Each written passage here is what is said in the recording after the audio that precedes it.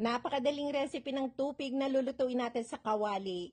Nagkayod lang ako ng buko rito at maglalagay ako ng 2 cups ng glutinous flour, 1 cup ng asukal, budbura ng konting asin, haluin at maglalagay din ako dito ng 1 cup na gata. Dahan-dahan lang natin itong ibuhos para makontrol natin ang consistency ng ating gagawing galapong at kapag ito ay nahalo ng mabuti, lagay na natin ang kinayod na buko. Magsasalab na rin ako dito ng dahon ng saging at papahiran lang natin ito ng coconut oil.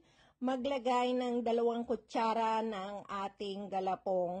Ibalot lang ito ng pahaba at irolyo natin ng pabilog. Lulutuin natin ito sa kawali sa mahinang apoy.